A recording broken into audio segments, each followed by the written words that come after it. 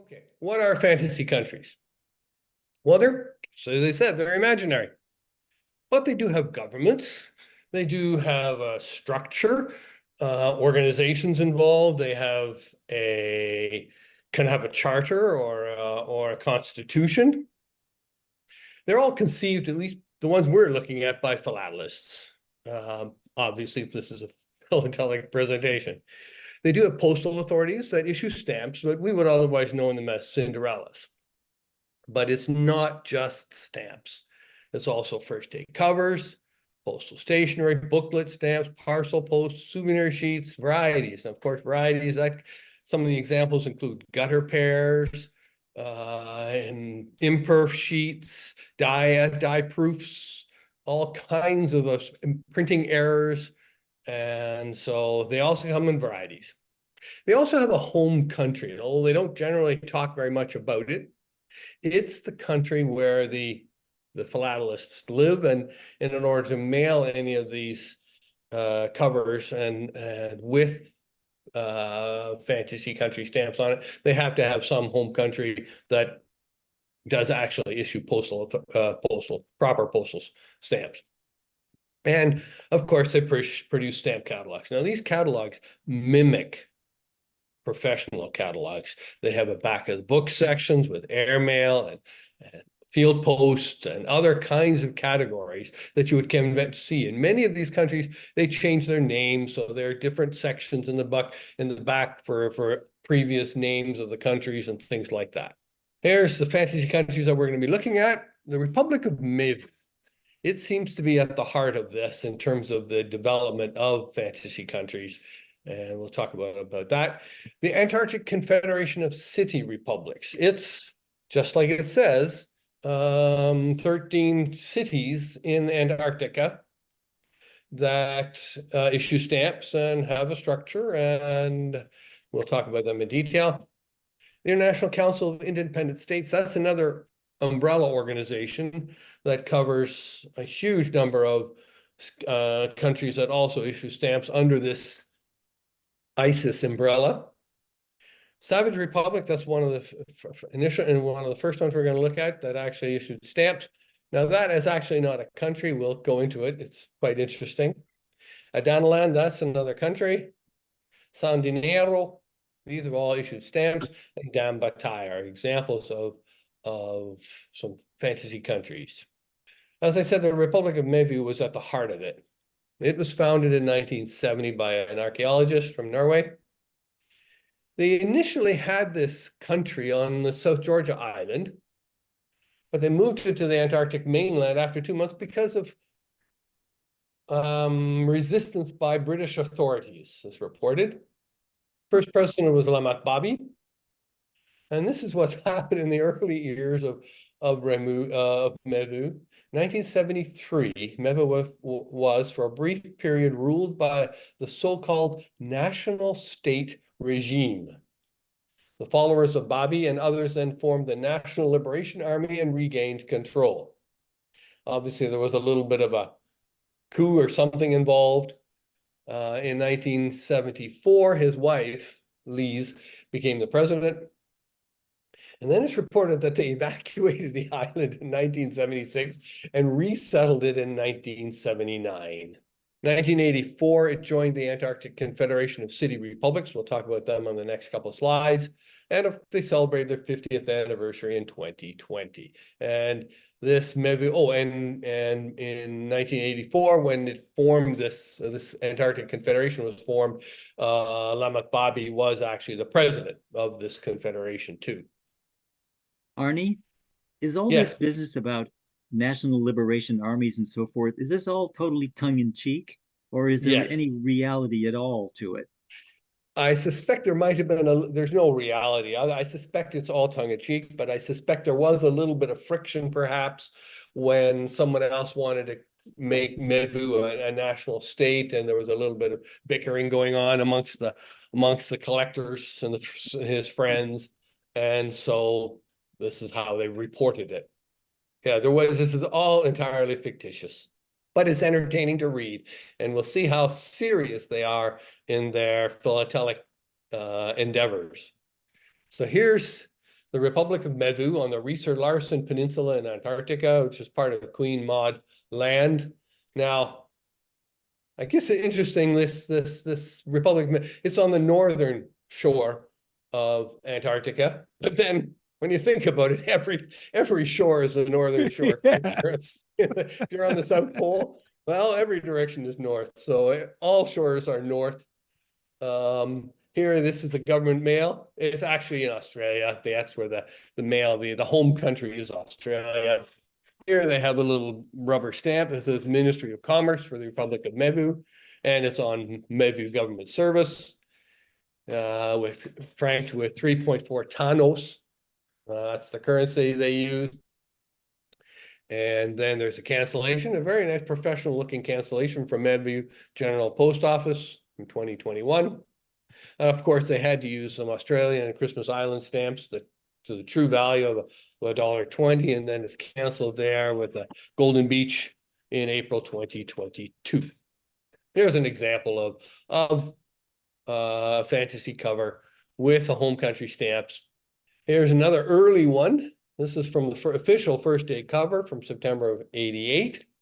You can see how crude these stamp designs are, but they are all in the currencies of 2 tanos, 4 tanos, 6 tanos, 8 and 10 tanos. And they had some kind of postal cancellation. Here's their catalog. This is the first catalog from Republic of Mevu, starting about 1970. Here's just a scan of a few of the pages. We're going to look at, here's the definitives right there. That's the star definitive set, all nicely described. Here's a little section. I'm going to blow this one up because it's quite interesting. It gives you insight into this here. It's the Okusi Ambino post office was in Char, which is today's Mevu. The Mevu government resumed full responsibility also for foreign mail in late 1973, and from then on, a number of stamps were released. Unfortunately, the records have disappeared, and the stamps listed in the following are only a small section of what was issued for this particular Okusi Ambino Republic, City Republic. I notice there are no prices in the catalog. No, there are no prices, and they either use or mint. They just list them simply by number. But they follow the structure, and it's a fascinating reading to see. We'll see about the different stamp themes later on. But so the second one now is the Antarctic Confederation of City Republics. This, as I said, it's a conglomeration. These are 13 different cities in Antarctica for which postage philatelic connections stamps have been issued. Of course, Mevu was the founder, and it's right there. Port Maud, right there beside it, was originally called Port Saud Land, because this Queen Saud Land, because this official section of Antarctica is all called Queen Saud Land, but I think they changed it because they didn't want to use official names. Gleyston, which was used to be, has another one. It had a former, it was used to be called Mevu South. So there's a lot of name changes going on in here. There's Gleyston there. We're also looking at Grahamia, which is over there on the I'll call it the West Coast, but take that with a grain of salt. Grahamia used to be called Graham Memorial Land. So obviously it's probably in respect to some philatelist named Graham. Here's the ACCR catalog with an example of the various stamp themes that they have for their issues. Of course, they have definitives. They have a nice set of 6 that feature penguins, of course.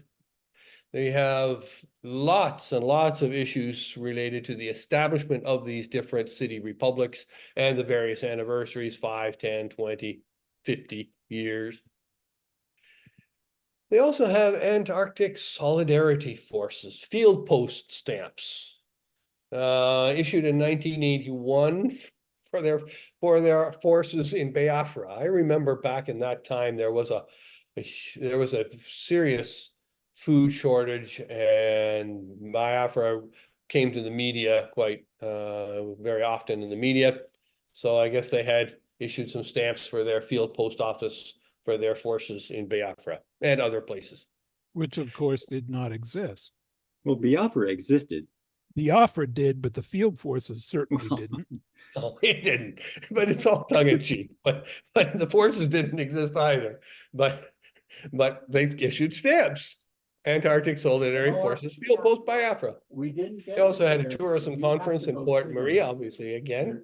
The resolution on the rights of future generations was another theme issued on a stamp. And the establishment of Antarctic Railways. Not only did they have a stamp for the establishment of the Antarctic, but also the 5th anniversary of the Antarctic Railways.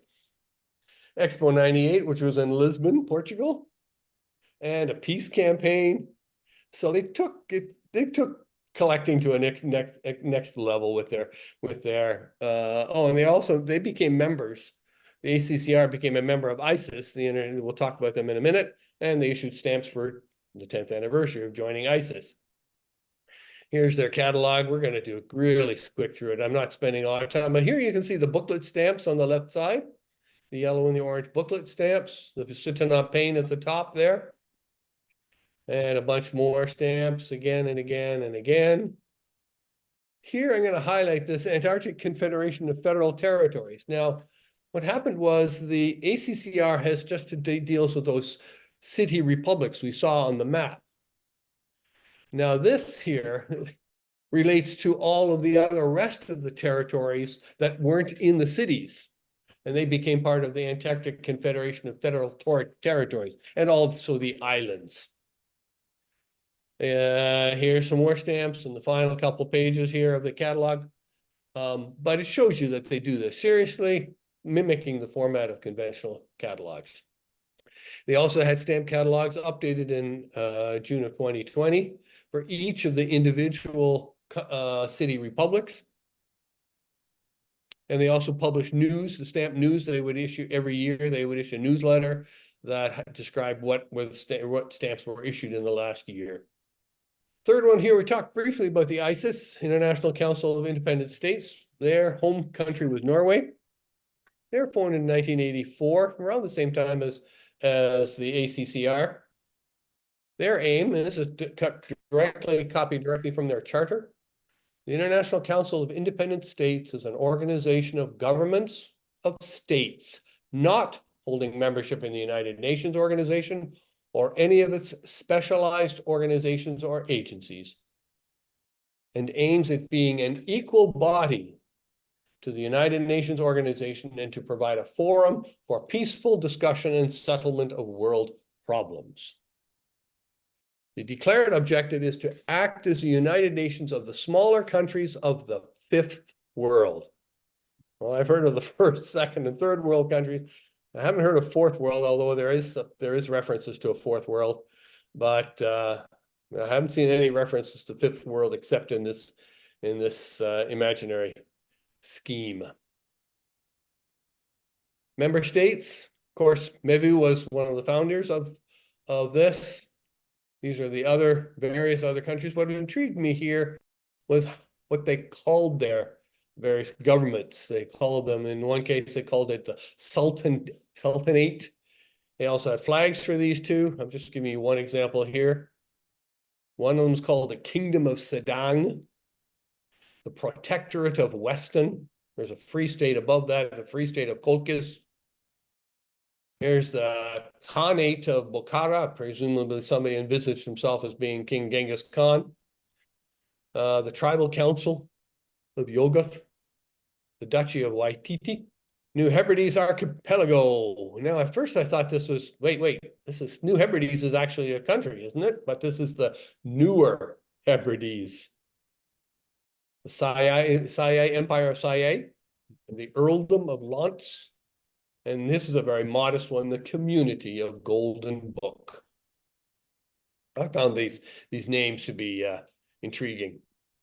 Within their charter, they have various specific organizations, the General Postal Treaty Organization, with a permanent postal coordination office and an international postal courier service to organize and promote postal relations between members.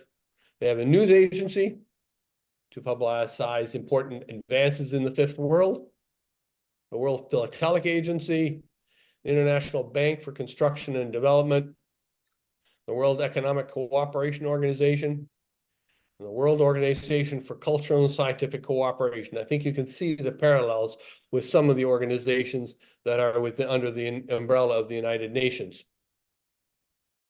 World headquarters in this case is in Auckland, New Zealand, according to this, but the mail they use has got Australian stamps on it. Here's the stamp catalog issues. So this is just a snapshot of some of them. When you go to the website, you can click on these different links and see their stamps. Here we have the first definitive issue from 1988. The Olympiad issue, ISIS Year of the Food. And then that's 20th anniversary of Okusi Ambino's independence. And we'll see these two of these stamps, the stamp on the left here, and these two are the definitives. We'll see them in a little more detail. They are listed as available for purchase. And on the website, catalog number 44 here from 2014, a 30-cent commemorating the 30th anniversary of ISIS. Now this is the ISIS spelled I-C-I-S and not S-I-S-I-S. Here we have the Norway. Norway, or I have a connection that is in Norway, but it may also be more recently back in the home country, may be New Zealand. But they do talk about the kroner, 3.5, 5.25, 7, and 8.75 kroners, which is your Norwegian currency. And here are those four on this cover, the definitive stamps, and the official first day of issue from 1988. Here's a close-up of the stamps. We can see the 3.5 here, 5.25, 8.75, and 7.5 kroner values. Savage Republic. Here's another one, a cover addressed to Jim Sizzle in Illinois. With the stamp here that we're looking at is this Savage Republic here on the right. And we see a Jamarira. I'm not sure. The Jamarira has to do with Libya. Jamarira most commonly expressed as the state of the masses or peopledom. I'm not sure why this is tied in, but it does say the democracy and populaire de sauvage. So there is a connection somewhere. But this fantasy country wasn't named after. This is not a fantasy country. This is named after a real rock band. The Savage Republic, founded by Bob Litcher in LA in the early 80s. And it's reported that his music was a visceral, cathartic blend of punk, surf rock, industrial music, psychedelia, soundtracks, and Middle Eastern nods. And it would have no imitators. Well, that certainly is an unusual blend of music. He produced his covers, and the album covers. And this is the theme that we saw, the flag and the stripes. Bob Licker, he actually produced his printing career was started off with using a hand letterpress to print the record album covers and postcards. And he produced the Cinderella stamp designs for postal stationery, postcards, envelopes that featured the band's flag and the logo. Here's the logo, flag and logo. He used his creations on the mail that he sent out from his Independent Project Records label, of course, with US postage. You'll see an example. And he created special stamps commemorating Savage Republic's tours and for other rock bands, Scritti Politti and Stereolab, both in the UK in the 80s. He was a true artist. He created stamps for over 30 years in a serious way, serious enough. Here's the Sauvage one. And here's the example of one of his postal stationery. He's used it to mail it to Lynn's Stamp News, and we'll see the connection there in a minute. Are this putting of non-stamps on stamped mail? Do most postal administrations go along with that? They'll take this kind of mail? Huh. As long as there's valid postage from a country that they recognize, yes. And he's such a serious philatelist and artist. I guess he looked at more of his material as art. And he had an exhibition called Perforet, a philatelic history tour, stamp design and postal ephemera by Bruce Litcher from 1983 to 2014. So that's the time period that he's looking at, 30 years His opening reception, I presume this would have been in 2014. And so is a true artist because he considered this as an art form too. But the letters he sent were addressed to Lynn Stamp News and particularly to Jim Sizzle. Who was he? Lived from 1947 to 2014. He was a collector of all things Cinderella. He wrote the Cinderella Scene column in Lynn Stamp News starting in December of 1982. Very serious philatelist with an expertise in forgeries. And this is the only thing in the entire presentation. This is the only thing that is not in my personal collection. It's just an example of the kind of philatelic material that he used in his exhibits and for which he won awards. Particularly intrigued by the stamp in the lower right here, the Scott 55 with a catalog at $10,000. So he's a serious philatelist, highly respected by his colleagues, and he also contributed to the philatelic scene with his column on Cinderellas. Adanaland, the home country is the UK. And in this case, this is a cover that they mailed using the UK stamps. Interestingly, this set of stamps features the post box designs used throughout the UK. And each design is unique for each ruling monarch. Whenever a reigning monarch came to the throne, a new design was adopted, and any post boxes that were produced during that person's reign had a particular common and the same design. But the designs varied with the different rulers. I would be curious to know if anyone's in the UK and sees the post office box for King Charles as to what the design is. The design is mainly in the shape of the top, round or octagonal, or how many sides it had.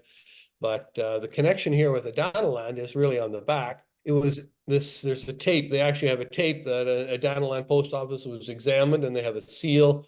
So this isn't the case of stamps actually, but more so a postal marking on it. San Dinero, which I guess in Spanish means no money.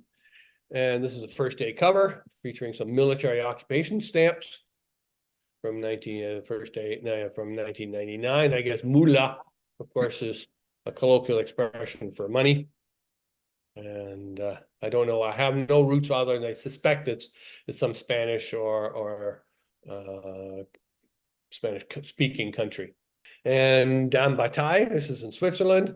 Interestingly, you can see the Swiss stamp that's being used, and in 1979. And here we see DB. That looks a little bit like Deutsches Bundespost, but it's not. But the stamp does look a little similar in design to some DB stamps, the German stamps.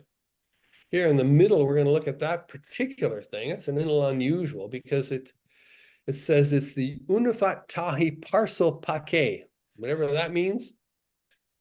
It looks like a parcel postage stamp of some kind, but I have no clue. We can see the DB here in a cryptic or in a scriptic type DB.